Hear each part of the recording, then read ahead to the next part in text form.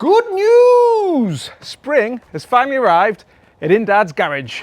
Yes! And what that means is we can start and do more of the work on this bad boy outside. So in the last video, we took all of this stuff off, and in the end, we had quite a mess inside. But let me show you what we did. So you remember when we first bought the truck, or the 110, this panel here had a huge dent all the way down here. It bent in there, it was kinked up here, it went in there. And in my opinion, it wasn't really in a savable state. So we took the old one off and put this shiny new one on. And while we were at it, we also added some new rear quarter panels and end cappings on both sides. Nice. And also installed a new rear tub floor support, painted that black, and then we added this new floor top support thing. Still don't know what you call it. But despite all that work, it still left us with a few gaps. Like this one, and this one. But don't you guys worry, because in this video, we're gonna solve that. So I've got down here the old seat box, which is in desperate need of some TLC. As you can see, it has completely rotted through in the battery box. So the battery would fall through there. The toolbox is also in a state of disrepair. It's peeling off and it's got loads of random foam. We've got holes here where we've had our 6x9s and holes here that have been drilled out for, I don't know, general tools and access. And the same on this side here. Most of the top is just full of holes from different seat conversions and bits where studs have actually ripped out. Probably because these have been installed really badly. And then the covers that go on top are not in bad condition. They just, again, need a good sand and a good lick of paint. But fortunately, I've got a load of new parts here, shiny new parts from YRM and other manufacturers that we're going to install today. It's basically going to be like IK flat pack, but for men. And then we've also got this shiny new checker plate floor that we're going to lay down here. And if you guys thought that wasn't enough for one video, I've got one extra special treat, but you'll have to stay tuned to see what that is. Right, but that's enough rabbiting on. It's spring, it's sunny, the dog's sunbathing.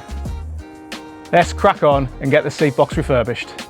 So as you can see, every angle and every corner of this seat box needs some kind of restoration or replacement part, but that's not a problem for us because we've got all of these shiny new parts, replacing the old with the new.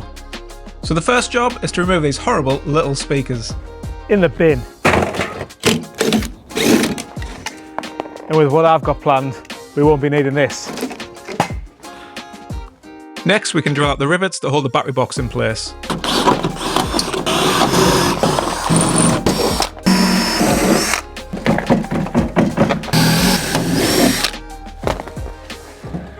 Well, that was easy enough. Oh. And there you go, guys, one very rusty battery box out.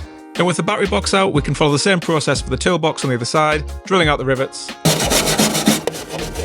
At least the ones we can find anyway.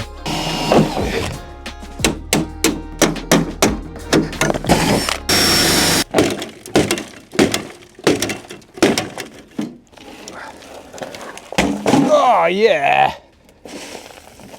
The rust is unreal. Woo!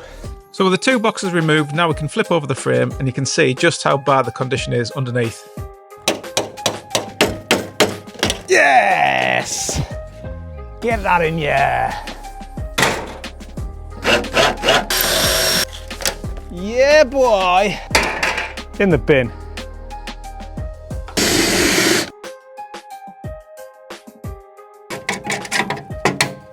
So having found those spot welds hiding under 35 years worth of grease and grime, we can get to work drilling all those out.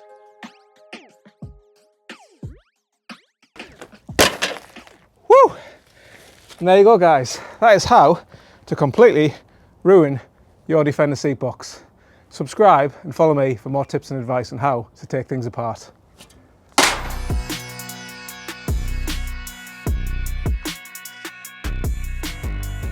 Right guys, so that's all of those parts off now and all the rusty ones over there. It's time for me to do my favourite thing now and get on grinder. Sorry guys, I mean on the grinder, and get all of that paint and all of that rust off those parts, and then we can think about putting all of this back together. So next we get to work removing all of that old paint from the various salvageable parts, using a paint removal disc and of course wearing a full face mask. After recently having a disc from Grinder explode all over my face, I ain't taking any chances. Oh my god, that took a bit of work. Woo! Next we can lay the parts on the council workbench, bust out the etch primer and give that bad boy a lick of paint. And with a couple of coats, those parts are now looking almost as good as new, saving me quite a few £100s. So in true British weather style, it started raining once again, so we've brought this party back inside. And as you can see here, we've got the only two remaining pieces of that seat box that we took out of there. But we sanded them back and we've put some etch primer on them, and actually they're not looking too bad at all. So over here, we've got a box of goodies, a box of new shiny goodies that we're going to install back here, and hopefully with a bit of panel bond and a few pop rivets we'll have a whole entire seat box once again that we can put back in that truck. So I think the first job is to get these new end panels and see if we can work out which way around they go. Maybe that way or that way, I don't know, one of the ways, and join them back up to these edges. But these edges were bent when I undid the original spot welds, so they're probably going to need a little bit of a tap down with a hammer just to get them flush and straight with the edges of there. But we can cope with that. So let's get to work and get this thing back together, IKEA flatback style, but for men. So I'm just going to use this metal bar and this hammer that I've just covered in a bit of tape to hopefully protect that primer a little bit and see if we can knock this edge straight. So with the edge straight, we can just add a bead of panel bond and a few rivets. Hey, Bosky. Right, son. What are you up to? What are you up to? Mooching around? Weighing on things? Good lad. See you in a bit. Right guys, that's one side on. It's not my finest work, but this is going to be covered in carpet and trims and corner pieces at some point anyway, so it doesn't really matter as long as it's structurally solid. So now that's on there, what we can do is we can bend this round now into place, but I'm not going to do that just yet because we do need to put this top piece on, which will straighten it all out, and then we also need to put the battery box on and the toolbox on. So let's get to work assembling all those pieces and then get it all fastened to here, tacked in place, and then we can send all the rivets home, and hopefully in not too much time we'll have a fully complete seat box. So flipping the frame around, we can then straighten the other edge with a hammer, add a bead of panel bond and then send some rivets home. Next we align the top part of the seat box frame and pin that in place with a rivet and a clamp, and then drill some new holes. And with the frame all back together, we can give it a test fit. Right, in you go. Right guys, we've made a mistake, let me show you. So, when I was putting those sides on and lining them up, I just thought for a second, hang on, do these need to be squared, do they need to be flush, do they need to kick out a little bit? Anyway, I've not pinned this side on yet, and as you can see, this side kicks out quite a bit. It doesn't have an even seam like that side does. So now I've put this back in here and just lined up the seat box to all of the various holes. You can see that this did need to kick out quite a bit, so these bolts can go back into the holes in this side panel. However, on this side, the one that we've already sent home in a very uniform flush manner now doesn't reach these holes. So you can see we've got a hole there and a hole there, and these two need to align. So what I'm going to have to do is re-drill out these rivets that I've just put in, pull it out flush to there, and then drill a new set of holes and then send them home again. So it's not a big issue, but it's a good job we checked. Otherwise, we'd have put all that together, and when we put it back in the car or the truck or the 110, it wouldn't have fit and wouldn't line properly. So a happy mistake. Right guys, so that's all the holes drilled out again, and as you can see, this has come over quite a ways to fit and align with these holes.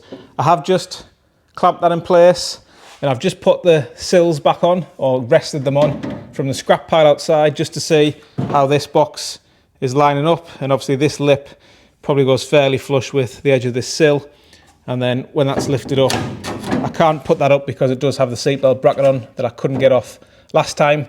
So that just kind of goes there. That seatbelt bracket here would be inside there and bolted into there. But yeah, that's all lining up nice now. We've obviously got the bolt in there to make sure that's there where it needs to be.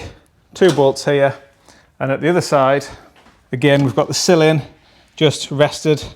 So that's lined up there, that's lined up there. We've clamped that in place. And again, that should, with a little bit of movement and alignment, line up nice with the edge of there. And then you can see those holes through there. So I'm going to drill all these new holes here, tack this all in place with some rivets. Then we'll move on to the next part, which is installing some new cross supports across here and here, because we have got some new ones of those as well, which are down here. So we'll get those in next.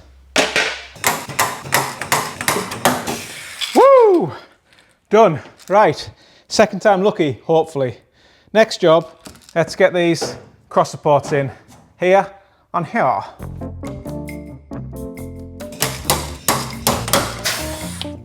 There we go. So my suspicion is I'm going to need to trim this edge off here so the seat box can go flush up against the bottom. But with that in place there, we'll get this out, we'll bring it back down here, and then we'll have a go at riveting that together, and then see if it'll all go back in as nice as it is now. Right guys, so I think the next thing to do is build this battery box. So let's use some panel bond and some rivets and get this thing together. 3, 2, 1, boom! And there we go guys, one battery tray, done. There was a couple of holes that didn't quite align, so I had to re-drill them.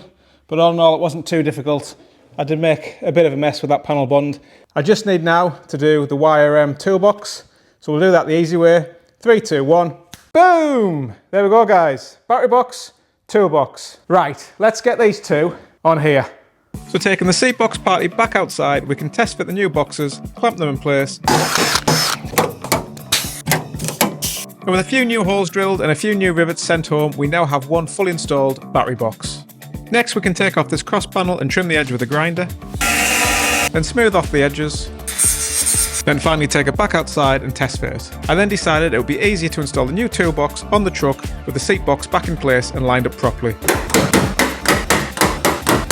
Next I add some additional 4mm aluminium trim pieces to the edges just to give the seat mounting point some extra strength and also make it look a bit neater. All that's left to do now is cover up these holes left by the speakers. To do this, I'm just using some more of that 4mm aluminium sheet and cutting it to shape before riveting it in place.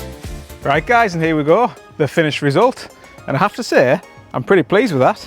So what we've got here is a completely refurbished, rebuilt seat box with pretty much every panel replaced. And believe it or not, it's still much cheaper than buying either a second-hand one or a brand new one. So we've obviously got the brand new side panels there on each side, which are great. We've got the new battery box. We've got some new top panels here and here. We did have to cut that one, as you saw, just because this new toolbox didn't quite lie the way that wanted to, so that had to kind of go under there. So we cut this edge off here, but no big deal. And to finish it off, we've added some front kind of fascia trim. So rather than buying a whole new one of these, which is about £200–300, we just bought a couple of bits of 4mm aluminium, pop riveted that on, maybe about £4 for each panel, so absolute bargain. And then just to finish the sides off, we've added another little bit of trim here, which is also thickening and strengthening this original piece, which had loads of holes in from the previous seat installations. If we look underneath, it will need seam sealing properly along all of these joins here and along here and kind of these gaps here, just to make sure no water gets in and under when we're off-roading or going through some really big puddles. Yep, really pleased with that. Nice. And if we just put the covers back on that we sanded back and refurbished earlier on the video, you can see we've got one complete seat box, and I am really pleased with that. So that is going to be looking great once it's painted, seam sealed and covered, and eventually it probably will have either a carpet or one of those rubber mats over the top of it anyway, so you're not going to see any of that, but at least we know it's structurally solid. Right, let's go back in the garage and I'll show you the next job. It's never ending. So, while we're on a roll with refurbishing things, the next thing I want to concentrate on is this rear tub and getting this floor down. But before we can do that, we're going to need to take up every one of these cross supports and give them a sand back and paint them with some hammerite. So the first step is to undo the bolts that are holding the tub to the rear cross member and then disconnect the fuel filler pipe. Oh yeah, that's going to give us lovely access to these cross members, so we can take each one of them off, give them a sand, and then give them a paint. And actually, the tub now is only held on with two things. This very crusty support bar there that goes from the chassis to the bulkhead, and the same one at the other side. And also this side step that for whatever reason is bracketed to here. The other one wasn't, but that's what you get with this Frankenstein monster. Anyway, let's get these middle cross braces out, get them painted, and then get them back on, because we have got another thing to do today in this video. So drilling out the old rivets, we can take each of the tub floor supports out, then take them over to the council workbench, attack them with a wire brush and wire wheel, and give them a good clean with brake cleaner. Next, we can crack open the hammerite and give them 2 coats of paint on both sides. Right guys, so here we go, all painted, nicely drying in the sun, all 5 of them. So while they're drying, let's go inside and I'll show you what's left of the rear tub. So here we go, we have a gaping gap. This is one that I did earlier in true Blue Peter style, which is just propping up the back end of the tub. So if we carefully climb up inside the tub, and don't fall down this hole, we can get a good look at the chassis. So in previous videos, I did say this chassis was in a non-repairable state and really needed a new one. But if we look down here, you can see we've got a big hole here, but actually, if we give it a bang with a bar, that's solid. So we might just want to put a tiny plate on there. And then down here, solid as a rock. So I think we'll just get a welder and put a little plate on there, and then we'll be completely fine. There's no need for a new chassis. And then if we look down here at this side, you can also see another little hole. Solid. So I was worried I was going to have to buy a new chassis, but I think we'll just sand this back, weld a little plate on there, or maybe even just glue one on with some of that panel bond and a few rivets. Give it a paint, and I think we should be all right. I'm just joking, guys. Of course we need a new chassis. Think I'm bloody stupid. Right, so next job, I think what I'm going to do is take off these pillar supports here and here, which were on for the 90 cab conversion that this guy did in a really bodged Frankenstein way. But in the next video, we're going to do a professional 90 cab conversion. So make sure you're subscribed, hit the like button and tuned in for that video. But until then, what we're going to do is clean these, sand them back, and give them a lick of paint. Oh, 90 cab conversion. Professional style. Yeah, so that needs to be undone. How did he get through there? Right on the money. And on that side as well. Whoa, that guy knew what he was doing. So if you're watching this and don't know what I mean when I say a 90 cab conversion, basically it's where you take a 90 cab and roof from a Landrover 90 and put it on a 110, which is slightly longer. So what it gives you is a little bit of a pickup back, which is what this originally had. Oh well, it had when I bought it, should I say. Originally it was just a 110 utility with full 110 sides and 110 roof. But you can get those cool 110 pickup style ones, I don't know what you call them, with the doors and stuff, that look pretty cool.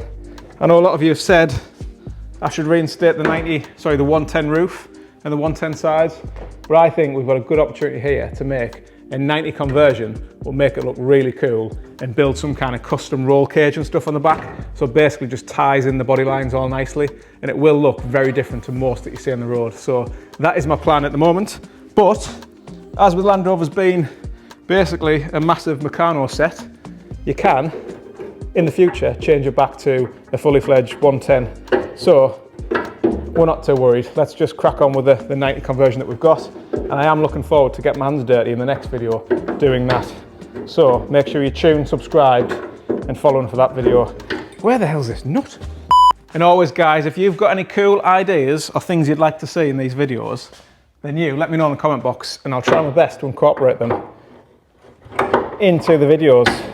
And many of you leave comments every video now, which is amazing. I love hearing your ideas, your feedback, and just kind words of support. So please keep them coming. I do read every comment, and I try to reply to almost 95% of them. Obviously, you get the odd 5% knobheads, but you know, it's to be expected. Not everyone's a legend like you. Oh, that's what she said.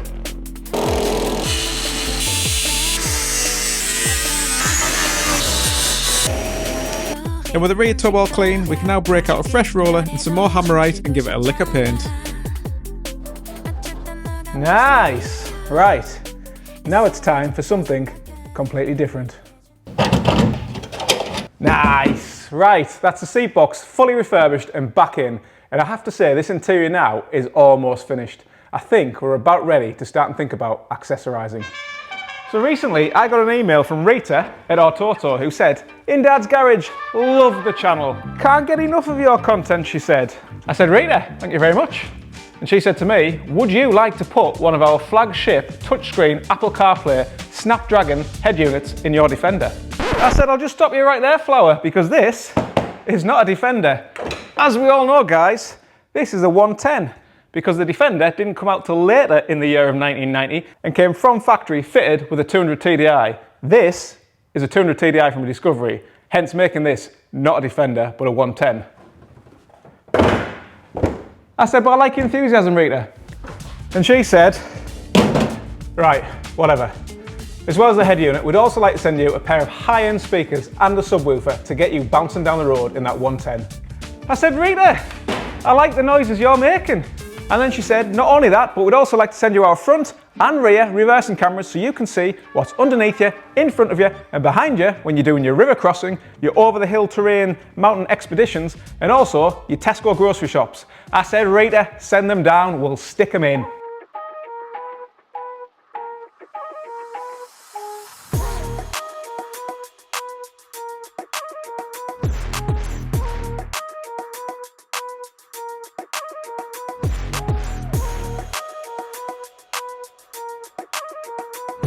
Right guys, Rita has sent the equipment. Let's have a look what we're going to be working with today. So here we go. Here is all of the high-end Atoto sound system that we're going to be fitting into this bad boy today. We've got here the X10 flagship touchscreen head unit with built-in Apple CarPlay, Android Auto, and various other features. So I'm looking forward to seeing how this works. It's got the Snapdragon processor. It's got loads of memory and loads of RAM. I'll pop that on the screen now. We've also got their fully compatible rear and front cameras. These have got special fittings here that actually properly hardwire into the loom so they're not like splicing wires.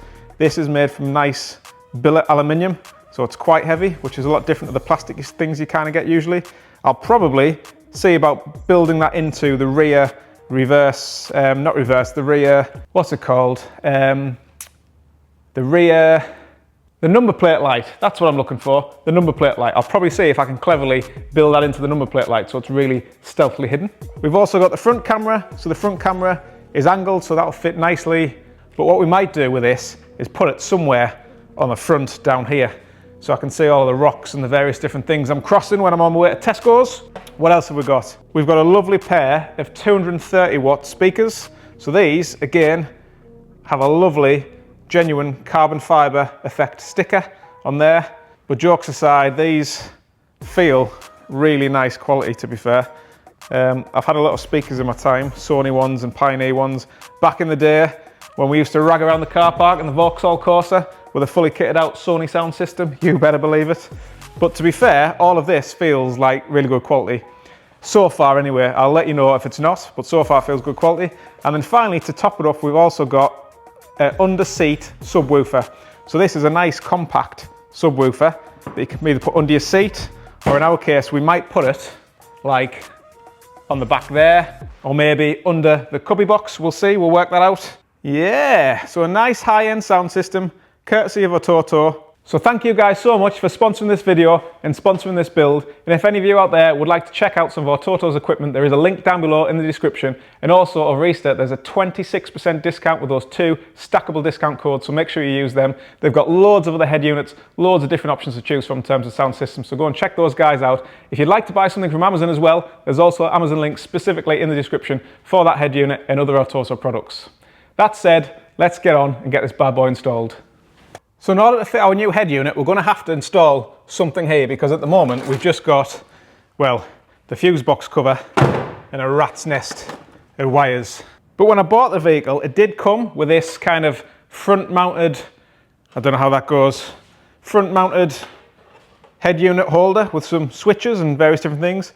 and this was the original Pioneer head unit that came with it, that was touchscreen, but it basically didn't link with Apple CarPlay, didn't do anything useful that you'd want in a modern day head unit. And as you can see, it's all rusty and crusty, and that's just not going to do for this build, which is why we have all of that. So I think the first thing we need to do is take out this crusty Pioneer head unit and stick that in the bin, and then see if we can screw this holder back on the dash. All right, let's get you out. You absolute crusty piece of junk. In the bin. So just checking, and our new head unit does fit nicely in there, so there's no need to replace that now. It's not the prettiest holder. We will get a new one of these at some point, but for now, that will do the job. In the box, you do get some extra installation brackets, which will probably do a little bit better job than that one, but I'm not going to waste time at the moment. And you also get a couple of different surrounds as well. So however you fit that, you can get a nice flush fit on your unit. So there's that bigger one there, and there's also a nice little slimline one if you've got a really flush mountain dash. So Atoto have all bases covered, and you even get a couple of touchscreen protectors. Brilliant. Right, let's get a couple of cushions on here for my bum. So there we go, that's back in where it was. It does need a couple of screws, so we're gonna have to see if we can get a couple of screws in there. I might have to take this out to get a few up there, and then we're gonna have to have a look at this wiring. Look at the state of this. That last install was obviously professionally done. So judging by this, we've got multiple wiring harnesses and electrical tape splices. This all seems to run down to this junction box connector thing, which I don't think belongs in a car anywhere. We probably only need 2 wires from this fuse box because everything else will run from the head unit. So we just need a positive feed, which I'm guessing is this purple one here. That's your power, because this goes to a red wire. Not that that probably means anything in this colouring. And then a ground wire, which I'm assuming are these black wires. Then the speaker wires and everything else associated with the head unit will come directly from the new speakers and plug straight into the head unit. So for this install, we won't need all of these horrible shoddy wires. But if you are installing one of these head units into a more modern car, then these Atoto head units come with loads of different wires, which are really handy. So in the packet, you get 2 different types of CAN bus. I think that's what you call them, CAN bus connectors, depending on what your vehicle has. So you can connect that to your head unit, and you can get the right adapter for your car. So there's 2 different types there, which is great. For us, what we'll do is we'll do the manual one, which is a connector, and then a few different wires that we can just splice together. Because actually, we only need a power and a ground. Then all of the rest will run to the back of this head unit with these nice connectors here. And we also very conveniently have the wiring diagram and the plug connection labelled all on the back of this sticker. So again, another nice little touch by Atoto. And you also get a couple of additional USB extensions, so you can plug in some USB devices too. And then this, I think, is a connection for your subwoofer or other speakers, again, with nice high-end connections there. And then finally, you get different antennas. So these are GPS, a 4G, and I believe a Wi-Fi antenna. Right, so with all those wires out the way, and that just down there for now, we're left with 3 wires. So we have a thick ground wire, which goes down to here and grounds on the front of the fuse box holder bracket thing. We have another ground here, which I can't work out where that goes. It goes behind there somewhere, and I don't think we're ever going to know until this whole dash comes out. And then we're left with a purple, which I assume is a positive, but again, I can't work out where that goes down here. So I do wonder whether both of these are like an ignition live ground and positive. So basically that's all we need. We just need power and a ground. So what we're going to do is replace this connection with a quick release connection that I've got, and then we'll connect the new wiring harness to that for the Atoto head unit, and then we can get our new, well, not new old head unit holder installed again on there and screwed in place. And once that's in, we can think about where the speakers are going to go and where that big bass sub's going to go. Whoop, whoop. So the first step is to get some wire strippers and just strip those wires, and then we can take some of these really handy snap lock wire blocks and connect one to each of those wires. And the great thing about these is you can also join them together, and it just keeps everything really tidy and organised. I'll leave an Amazon link in the description box below, as these are a really handy little bit of kit. Make sure you use my link, as it helps to support the channel. Next, we can take the positive wire and the negative wire from that wiring harness and just connect them to the other side of those snap blocks, dead easy. Right, that's the wiring all done. Now that's done, the next job is to work out where we're going to put these amazing looking 230 watt speakers, because in Defenders the doors aren't very thick, so we probably can't really put that in here because we don't have the room. And I've just repaired my seat box, so I don't want to cut any holes to put them in there. So we need an alternative, and I think I've got an idea. Cue the cubby box with optional extra 3x2 risers. Anyway, so what I'm going to do is take these lovely premium Atoto speakers, and I'm going to cut a hole in this side, and I'm going to install one in there, and I'm going to do the same on the other side and there, and then that way me and the passenger can feel the vibrations of those funky beats as we're bouncing down the road, crossing rivers, going over mountains, or popping to Tesco's.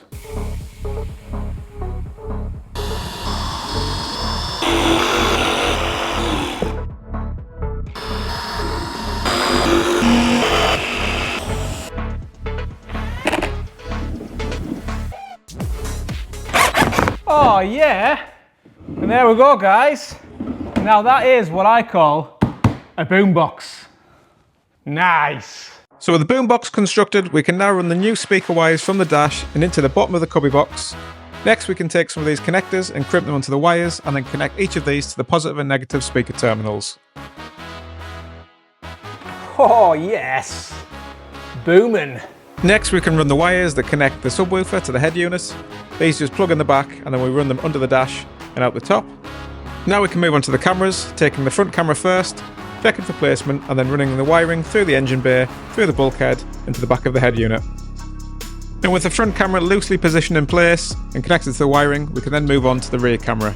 Again, taking the wiring, working out where we're going to feed the wires, in this case through the holes in both the tub and the rear quarter panel, then running the wiring back under the truck, all the way to the front, through the battery box, behind the dash, and again popping out where the head unit's going to be.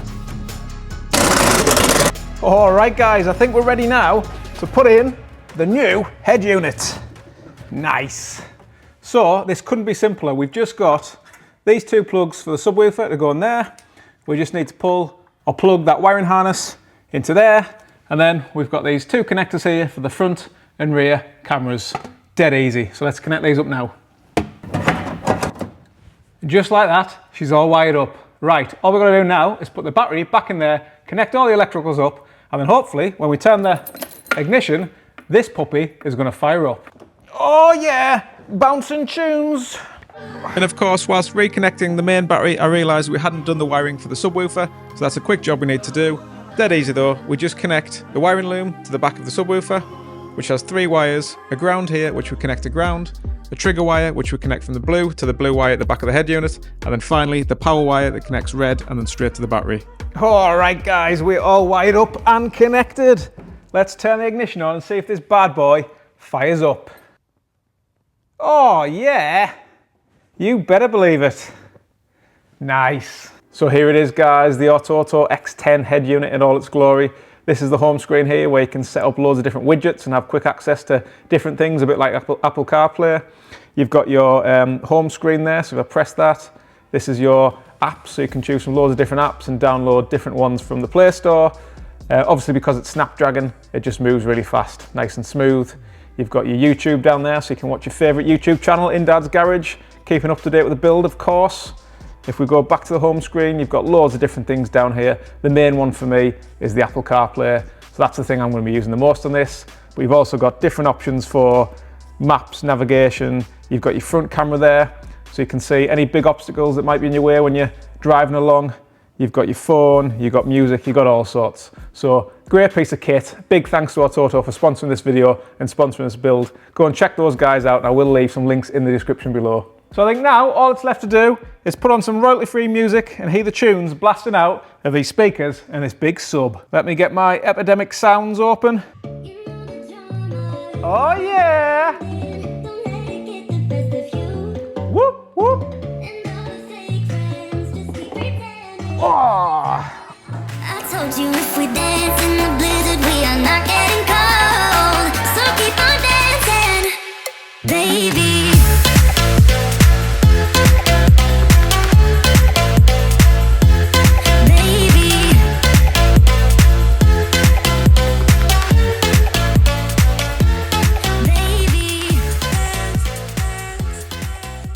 Right, so now I've got that out of my system, let's check on the paint and see if it's dry.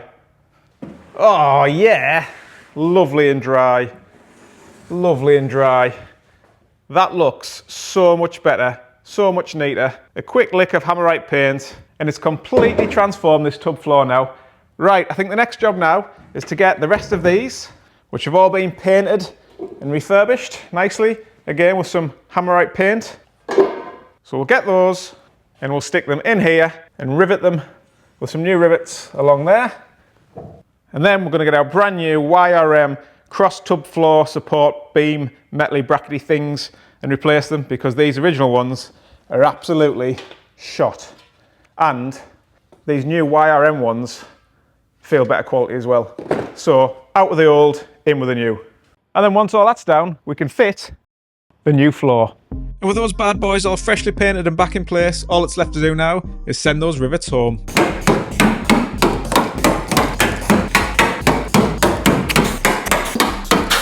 Nice. Now we can get the new YRM cross supports and slide them under the rear cross member support, position them into the grooves at the top and give them a bash down.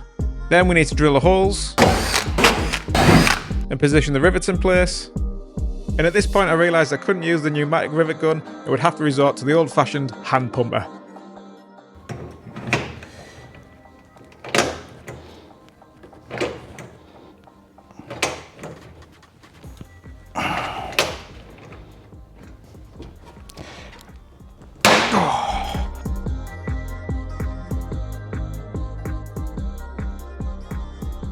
Oh dear God, that was hard work. My forearms are going to be massive. Right, let's get the new floor in. Oh, come on, Betty. Oh.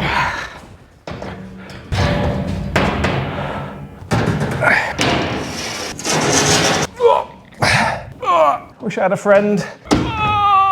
Oh yeah, now we're talking. Let's lay that bad boy down. Whoa, look at it.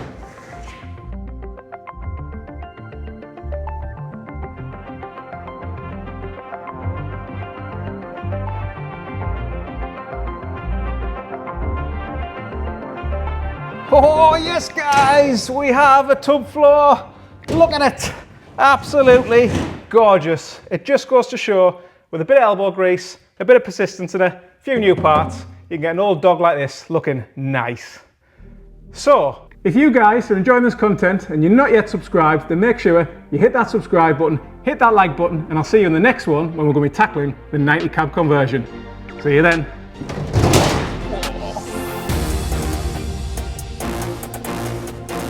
Salute.